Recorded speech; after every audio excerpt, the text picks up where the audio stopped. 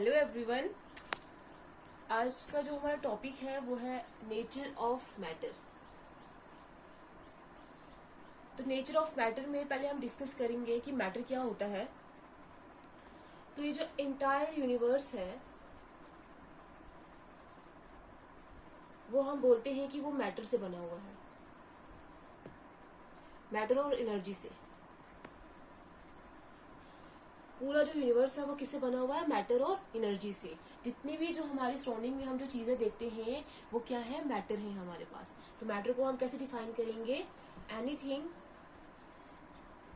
That has mass and occupies space is called matter. कोई भी चीज जिसके पास क्या होगा? एक डेफिनेट मास होगा और जिसने स्पेस ऑक्युपाई करी होगी। स्पेस ऑक्युपाई करने का मतलब हम ये भी बोल सकते हैं कि इसके पास डेफिनेट वॉल्यूम होगी।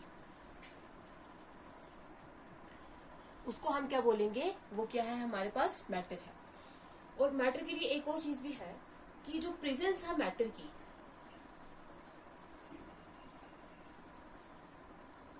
प्रेजेंस ऑफ मैटर, वो हम किसी भी हमारे सेंसेस से जो वो क्या कर सकते हैं? हम फील कर सकते हैं कि जो ये प्रेजेंस है मैटर की वो हम हमारे किसी भी जो सेंसेस है, कोई भी एक सेंसेस से हम उसको फील कर सकते होंगे, तो उसको हम क्या बोलेंगे? वो हमारे पास क्या है? मैटर है। तो मैटर हमने देख लिया, एक ऐसी कोई भी चीज जिसके पास मास होगा, डेफिनेट मास होगा उसका, और डेफिनेट वॉल्यूम होगी, या तो उसने स्पेस ऑक्युपाई करी होगी, उसी को हम क्या बोलेंगे? मैटर। हम एक और टर्म भी यूज करते हैं, मटेरियल। लेकिन मटेरियल हम उस मैटर के लिए यूज करेंगे जिसको हम स्पेसिफिक यूज के लिए यूज करते हैं। मतलब मटेरियल वो मैटर होगा जो हम स्पेसिफिक यूज के लिए, स्पेसिफिक पर्पसेस के लिए यूज करते हैं। For example, glass, cement, would, paper etcetera, ये हमारे पास क्या है? मैटर है। लेकिन इनके स्पेसिफिक यूजेस की वजह से हम इसको क्या बोलते हैं? मटेरियल। वही अगर दूसरी तरफ देखा जाए, जो हमारे पास लाइट और एनर्जी है, लाइट भी एक एनर्जी की फॉर्म ही होती है। लाइट और हीट, ये दोनों क्या है? एनर्जी की फॉर्म है। एनर्जी को हम मटेरियल नहीं बोलेंगे, एनर्जी हमारे पास क्या है? मैटर है। क्योंकि एनर्जी को हम देख तो नहीं सकते लेकिन फील कर सकते हैं। तो एनर्जी क्या हमारे पास? मैटर है, लेकिन इसको हम मटेरियल नहीं बोल सकते हैं। तो कोई भी चीज जो हम फील कर सकते हैं, कोई भी हमारा जो कोई भी सेंस है वो फील कर सके, उसको हम क्या बोलेंगे? वो हमारे पास क्या है? मैटर है। तो अभी हम मैटर पता चल गया कि मैटर क्या होगी? कोई भी हमारी सराउंडिंग में चीज जिसके पास डेफिनेट मास होगा, जिसने डेफिनेट स्पेस ऑक्युपाई करी होगी, डेफिनेट वॉल्यूम होगी, उसको हम क्या बोलेंगे? वो हमारे पास क्या है? मैटर है। अब मैटर की क्या है आगे further classification?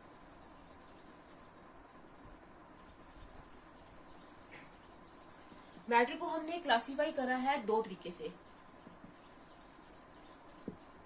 Physical classification, physical basis के प्रॉपर्टीज के बेसिस पे जो क्लासिफिकेशन करी है, और दूसरी जो क्लासिफिकेशन है वो है केमिकल क्लासिफिकेशन।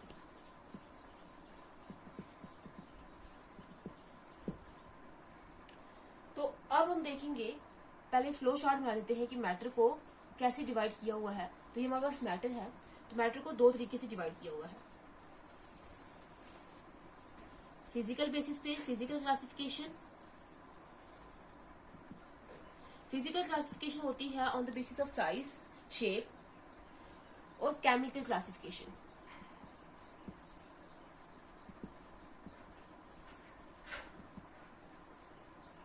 फिजिकल क्लासिफिकेशन के बेसिस पे मैटर को हमने 3 स्टेट्स में डिवाइड किया हुआ है,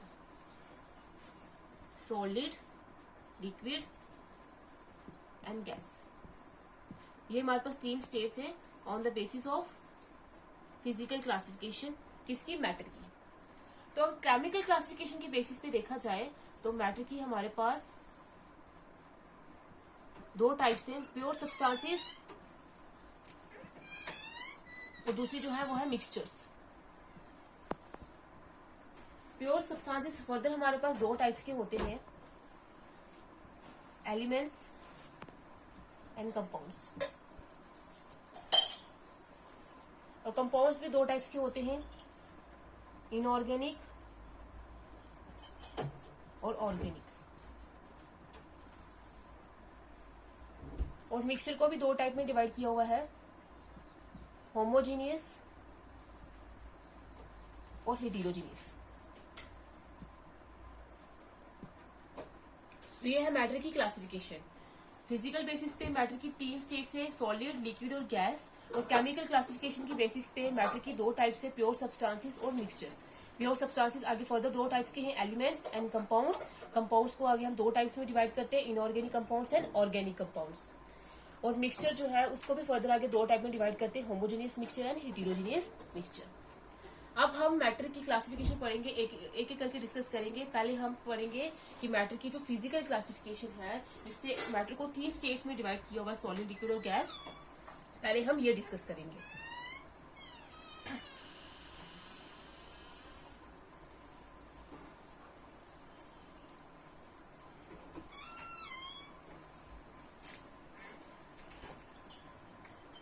तो physical classification of matter.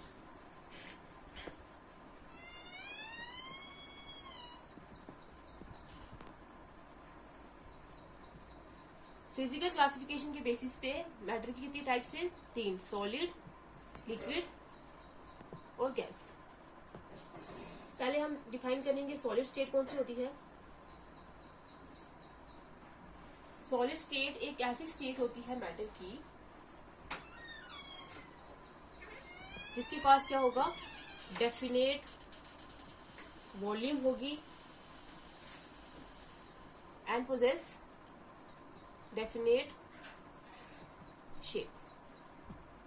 Solid state एक ऐसी स्टेट होती है मैटर की जिसपे क्या होगा, जिसके पास डेफिनेट वॉल्यूम होगी और जिसकी क्या होगी, डेफिनेट शेप होगी। और सॉलिड्स जो होते हैं वो हार्ड होते हैं और रिजिड होते हैं। रिजिड का मतलब स्ट्रॉन्ग होते हैं।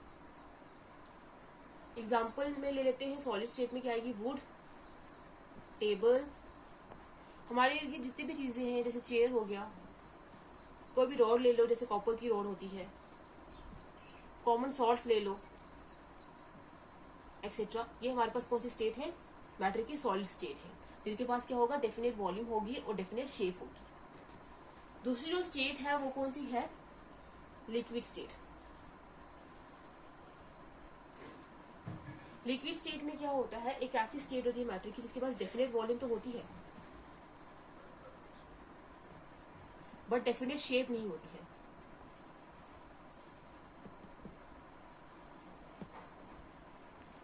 इसके पास डेफिनेट वॉल्यूम होगी लेकिन डेफिनेट शेप नहीं होगी।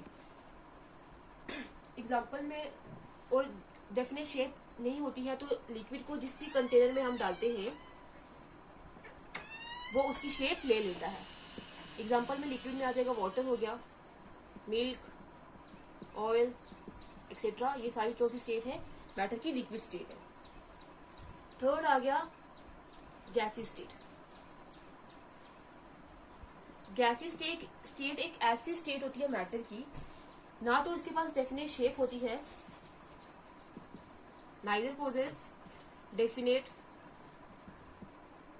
Volume nor definite shape. Gaseous state एक ऐसी स्टेट होती है मैटर की, ना तो जिसके पास डेफिनेट वॉल्यूम होती है, ना ही उसकी डेफिनेट शेप होती है। हम इसको जिस भी वेसल में डालेंगे वो क्या करेगी, उसकी वॉल्यूम जो है वो ऑक्यूपाई कर लेगी। एग्जांपल आ गया air. Air is a mixture of gases. कौन कौन सी गैसेस होती हैं, oxygen, hydrogen gas, carbon dioxide gas etcetera. ये सारी एग्जाम्पल आ गई हमारे पास। ये कौन सी स्टेट है मैटर की, गैसी स्टेट।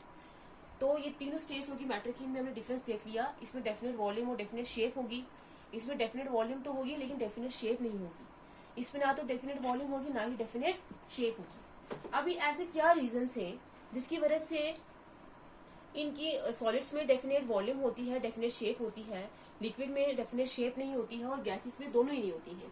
तो वो हम रीजन देखेंगे।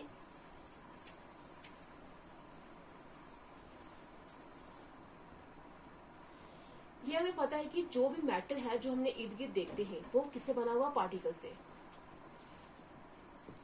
कौन से पार्टिकल से बना हुआ वो हम लेटर डिस्कस करेंगे, लेकिन हमें ये अभी तक इतना पता है कि जो मैटर है वो किससे बने हुए हैं, पार्टिकल से बने हुए हैं। अगर हम इस कंसेप्ट से ले कि मैटर जो है वो पार्टिकल से बना हुआ है, तो अगर हम सॉलिड स्टेट के केस में देखें, ये जो पार्टिकल्स होते हैं सॉलिड स्टेट में, जैसे अगर ये हमारे पास कोई भी सॉलिड मटेरियल है, इसके अंदर क्या होंगे, पार्टिकल्स होंगे। लेकिन जो इसके अंदर पार्टिकल्स होंगे वो क्या होंगे, बिल्कुल क्लोजली पैक्ड होंगे, ऐसे। इसके अंदर जो पार्टिकल्स होंगे वो बिल्कुल क्या होंगे, क्लोजली पैक्ड होंगे। क्लोजली पैक्ड होने की वजह से इनके अंदर जो स्पेसेस होंगी वो क्या होंगी, स्मॉल। मतलब जो इसके अंदर एम्प्टी स्पेसेस होगी, खाली जगह होगी, वो हमें क्या दिख रही है, बिल्कुल स्मॉल। इसके अंदर क्या है, बिल्कुल कम है, स्मॉल है। क्लोजली पैक्ड होने की वजह से ये जो सॉलिड स्टेट में जो पार्टिकल्स होते हैं वो अपनी फिक्स्ड पोजीशन में अरेंज होते हैं। क्लोजली पैक्ड होने की वजह से ये क्या है, जो पार्टिकल्स है वो अपने फिक्स पोजीशन में क्या है, अरेंज है। फिक्स पोजीशन में अरेंज होने की वजह से इनका हम बोल सकते हैं क्या होता है, ऑर्डरली अरेंजमेंट होता है।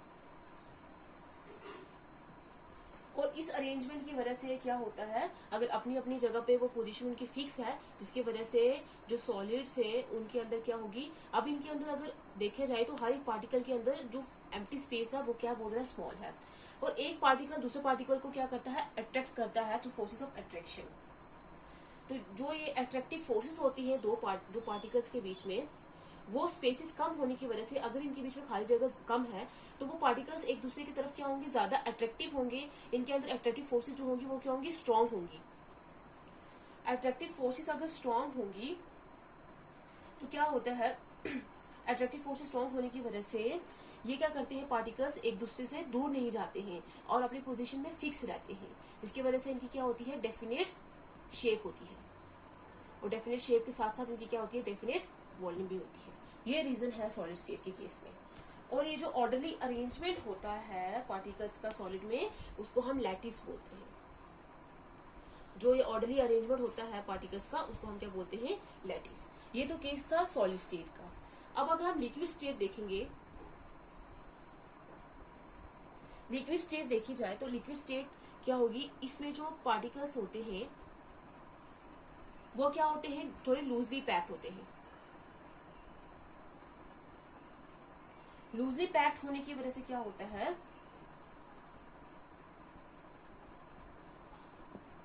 लूजली पैक्ड है तो अब ये पार्टिकल्स जो है वो एक दूसरे इनके अंदर क्या होती है, एम्प्टी स्पेसेस जो होती है वो लार्ज होती है as compare to solid state. अगर खाली जगह ज्यादा होंगी तो इन पार्टिकल्स के बीच में जो अट्रैक्टिव फोर्सेस होंगी, अब वो एक दूसरे से थोड़े दूर चले जाएंगे तो अट्रैक्टिव फोर्सेस क्या हो जाएंगी, वीक हो जाएंगी। अट्रैक्टिव फोर्सेस वीक हो जाएंगी, लेकिन वो इतनी वीक नहीं होगी, जो पार्टिकल्स है वो एक दूसरे से बिल्कुल अलग हो जाएंगे, इधर उधर रैंडमली घूमना स्टार्ट कर देंगे। तो इनके अंदर वीक होंगे लेकिन अट्रैक्टिव फोर्सेस एग्जिस्ट करेंगे, जिसकी वजह से क्या होता है, जो लिक्विड होते हैं अब उनके लूजली पैक्ड होने की वजह से जो अट्रैक्टिव फोर्सेस वीक हो जाती है, जिसकी वजह से जो लिक्विड होता है उसकी डेफिनेट शेप नहीं होती है। डेफिनेट शेप नहीं होगी तो ये क्या करते हैं, जिस भी कंटेनर में हम इसको डालते हैं वो उसकी शेप जो है वो ऑक्यूपाई कर लेते हैं। लेकिन डेफिनेट शेप नहीं होगी, लेकिन डेफिनेट वॉल्यूम होगी। तभी हम लिक्विड का देखते हैं कि जब हम वाटर के करते हैं तो 1 मिलीलीटर 1 लीटर, तो उसकी एक डेफिनेट वॉल्यूम होती है। लास्ट केस है हमारे पास गैस सेक का। इसमें क्या होता है, जो पार्टिकल्स होते हैं वो इतने लूजली अरेंज होते हैं कि इनके अंदर जो एम्प्टी स्पेसेस होते हैं वो क्या होती है, वो ज्यादा होती है as compare to liquid state. Empty spaces बहुत ज्यादा क्या होंगी, लार्ज होंगी। ये हमें जो देखने को मिल रही है ये एम्प्टी स्पेसेस। अब अगर एम्प्टी स्पेसेस ज्यादा हो जाएंगी तो पार्टिकल्स क्या हो जाएंगे, एक दूसरे से ज्यादा दूर हो जाएंगे। ज्यादा दूर होने की वजह से इनकी जो अट्रैक्टिव फोर्सेस होंगी वो क्या हो जाएंगी, वो ज्यादा वीक हो जाएंगी और निग्लिजिबल भी हो जाएंगी, खत्म भी हो सकती है। अगर अट्रैक्टिव फोर्सेस ही नहीं होगी तो ये पार्टिकल्स क्या करेंगे, फिर इधर उधर खाली मूव करना स्टार्ट कर देंगे, फ्रीली मूव करना स्टार्ट कर देंगे। वो क्या आ जाएंगे, मोशन में आ जाएंगे और फास्टली मूव करना स्टार्ट कर देंगे। और अगर मूव करना स्टार्ट कर देंगे तो वो कहीं भी जा सकते हैं, इधर भी आ सकते हैं, इधर भी आ सकते हैं, इधर भी आ सकते हैं। तो इसलिए हम बोलते हैं कि जो गैसी स्टेट में ना तो उसकी डेफिनेट शेप होती है, क्योंकि पार्टिकल्स फ्रीली मूव करेंगे वो कहीं भी जा सकते हैं, ना तो डेफिनेट शेप होती है, ना ही क्या होती है उनकी डेफिनेट वॉल्यूम होती है। वो जिस कंटेनर में, जिस वेसल में हम डालते हैं उसकी वॉल्यूम ऑक्यूपाई कर लेते हैं और उसकी शेप जो है वो ऑक्यूपाई कर लेते हैं। तो ये थे हमारे पास 3 रीजन सॉलिड और लिक्विड स्टेट के, क्यों इनकी जो सॉलिड स्टेट में पोजीशन फिक्स होती है और क्यों इनमें डेफिनेट शेप और वॉल्यूम होती है, लिक्विड स्टेट में क्या रीजन होते हैं और गैसी स्टेट में क्या रीजन होती है। तो ये हमने देख लिया। अब ये जो 3 स्टेट्स हैं मैटर की, सॉलिड, लिक्विड और गैस, ये तीनों क्या करती हैं, अगर हम टेम्परेचर की कंडीशन जो है वो चेंज करते जाएं तो ये जो तीनों स्टेट्स हैं वो आपस में क्या होती है, इंटर कन्वर्टिबल होती है। 3 स्टेट्स जो है वो हमारे पास क्या होंगी, इंटर कन्वर्टिबल होंगी, मतलब एक दूसरे में वो क्या हो सकती है, चेंज हो सकती है। जैसे अगर हम एग्जांपल लेते हैं, सॉलिड है हमारे पास कोई स्टेट मैटर की, तो इसको अगर हम हीट करेंगे, टेम्परेचर को इंक्रीज करेंगे तो ये चेंज हो जाएगी किसमें, लिक्विड में। और ये जो सॉलिड जब लिक्विड में चेंज होता है तो उसको हम या तो मेल्टिंग बोलते हैं या तो क्या बोलते हैं, फ्यूजन। तो अगर हम टेम्परेचर को इंक्रीज करेंगे, हीट करेंगे तो सॉलिड किसमें चेंज हो जाएगा, लिक्विड में। फिर अगर फर्दर अगर हम इसको हीट करेंगे, लिक्विड को टेम्परेचर को और इंक्रीज करेंगे तो लिक्विड आप किसमें चेंज हो जाएगा, गैस स्टेट में। मतलब क्या हो जाएगी, जब लिक्विड जो है वो गैस स्टेट में चेंज होता है तो उसको हम क्या बोलते हैं, वेपोराइजेशन। तो लिक्विड जो है अगर हम टेम्परेचर को और इंक्रीज करेंगे, हीट करेंगे तो लिक्विड किसमें चेंज हो जाएगा, गैसी स्टेट में।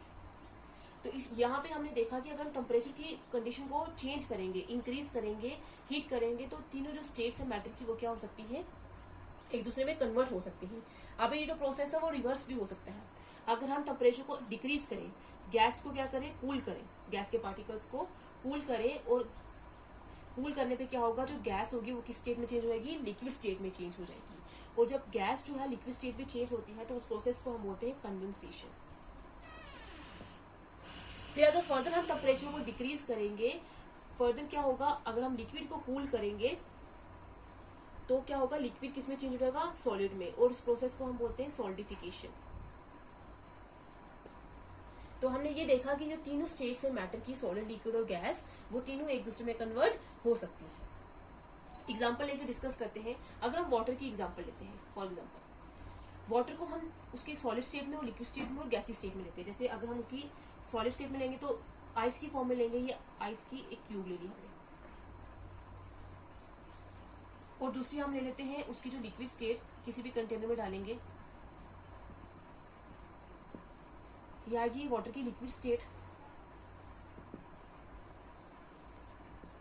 और तीसरी जो होगी वाटर की क्या होगी, वेपर स्टेट। वाटर वेपर्स क्या बनाते हैं, कंडेंस होकर क्या बनाते हैं, क्लाउड्स बनाते हैं। ये तीनों स्टेट्स हमारे पास आ गई। तो आइस को हम क्या करेंगे, अगर टेम्परेचर को इंक्रीज करेंगे, हीट करेंगे तो आइस किसमें चेंज हो जाएगा, लिक्विड में। लिक्विड को फर्दर अगर हम चेंज करेंगे, हीट करेंगे तो वो किसमें चेंज हो जाएगा, वेपर्स में, मतलब गैसी स्टेट में। अब ऐसा क्या होगा कि आइस जो है वो लिक्विड में चेंज हो जाएगी। अगर आइस जो है वो सॉलिड फॉर्म में है अभी, तो सॉलिड फॉर्म में होने की वजह से जो इसके अंदर पार्टिकल्स होंगे वो क्या होंगे, क्लोजली पैक्ड होंगे, और उनके अंदर स्पेसिस जो है वो बहुत ज्यादा कम होंगे। स्पेसिस कम होने की वजह से इनका जो ऑर्डर होगा, अरेंजमेंट होगा, वो क्या होगा, रेगुलर होगा, एक परफेक्ट अरेंजमेंट होगा। और परफेक्ट अरेंजमेंट होने की वजह से क्या होगा, इसकी डेफिनेट शेप और वॉल्यूम हमें दिखाई देगी। लेकिन जैसे हम इसको हीट करेंगे, हीट करने में मतलब टेम्परेचर को इंक्रीज करेंगे, टेम्परेचर को इंक्रीज करेंगे तो क्या होगा, ये जो इनके अंदर स्पेसिस है, जो ये पार्टिकल जिस केमिकल बॉन्ड से एक दूसरे से अट्रैक्टेड है, अटैच है, वो क्या हो जाएगी टेम्परेचर को इंक्रीज करने की वजह से। क्योंकि अगर आप देखें टेम्परेचर को इंक्रीज करते हैं तो काइनेटिक एनर्जी इंक्रीज करती है। अब काइनेटिक एनर्जी किसी भी पार्टिकल की होती है, जो किसी भी पार्टिकल के अंदर आती है उसके मोशन की वजह से। तो जब हम टेम्परेचर को इंक्रीज करते हैं, काइनेटिक एनर्जी हो जाती है, पार्टिकल्स के अंदर आ जाती है, और पार्टिकल्स थोड़े मोशन में आ जाते हैं। मोशन में आएंगे तो वो एक दूसरे क्या करेंगे, मूव करना स्टार्ट कर देंगे। मूव करेंगे तो वो एक दूसरे से थोड़े दूर होना स्टार्ट कर देंगे। तो ये लिक्विड स्टेट में क्या होता है, पार्टिकल्स एक दूसरे से दूर जाना स्टार्ट कर देते हैं, क्योंकि इनके अंदर अट्रैक्टिव फोर्सेस क्या हो जाएंगी, वीक हो जाएंगी, और इसकी वजह से पार्टिकल्स एक दूसरे से दूर चल जाएंगे, मोशन में आ जाएंगे, मूव करना स्टार्ट कर देंगे। लेकिन लिक्विड स्टेट में इतने दूर नहीं होते हैं कि वो क्या करें, बिल्कुल फ्रीली मूव करना स्टार्ट कर दे, तो ये आ जाएगा लिक्विड स्टेट।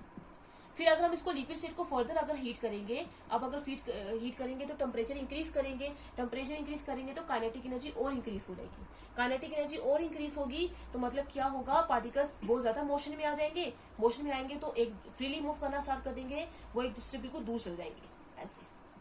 तो ये आ गया वेपर्स के केस में, तो मूव करना स्टार्ट कर देंगे, जिसकी वजह से क्या होगा, वो फ्रीली मूव करना स्टार्ट कर देंगे और हमारे पास स्टेट कौन सी आ जाएगी, गैस स्टेट की। और रैंडमली इधर उधर मूव करेंगे तभी हम बोलते हैं कि जो गैस पार्टिकल्स होते हैं उनके अंदर अट्रैक्टिव फोर्सेस क्या होती है, वीक, बहुत ज्यादा निग्लिजिबल होती है और वो एक दूसरे से बिल्कुल क्या होते हैं, दूर होते हैं। तो नेक्स्ट अब हम एक और चीज डिस्कस करेंगे। पहले हमने देखा कि सॉलिड लिक्विड में चेंज होता है और लिक्विड गैस में चेंज होता है, लेकिन क्या होता है कि सॉलिड जो है वो डायरेक्टली गैसी स्टेट में भी चेंज हो सकता है। ऐसा प्रोसेस जिसमें सॉलिड जो है वो डायरेक्टली गैसी स्टेट में चेंज होता है, ऐसे प्रोसेस को हम बोलते हैं सब्लिमेशन। ऐसा प्रोसेस जिसमें क्या होता है, सॉलिड जब गैसी स्टेट में डायरेक्टली चेंज होता है without changing into liquid state, उस प्रोसेस को हम बोलते हैं सब्लिमेशन। इसमें हमने अपने घरों में एग्जांपल देखी होगी नेफ्थलीन बॉल्स की, जो हम कपड़ों में डालते हैं फ्रेग्रेंस के लिए। अगर जब हम उनको डालते हैं तो थोड़े टाइम के बाद देखेंगे वो हमें दिखाई नहीं देते हैं। तो वो इसलिए दिखाई नहीं देते हैं क्योंकि अब जो नेफ्थलीन बॉल्स होते हैं वो तो सॉलिड स्टेट में होते हैं, और सॉलिड स्टेट के बाद वो क्या होता है, डायरेक्टली गैसी स्टेट में चेंज हो जाते हैं, इसलिए वो हमें दिखाई नहीं देते हैं। तो सॉलिड जो है वो डायरेक्टली गैसी स्टेट में भी चेंज हो सकते हैं। तो ये थी हमारे पास फिजिकल क्लासिफिकेशन मैटर की, जिसमें हमने 3 स्टेट्स पढ़ी, सॉलिड, लिक्विड और गैस। जो केमिकल क्लासिफिकेशन है वो फर्दर आगे हम नेक्स्ट लेक्चर में क्या करेंगे, डिस्कस करेंगे।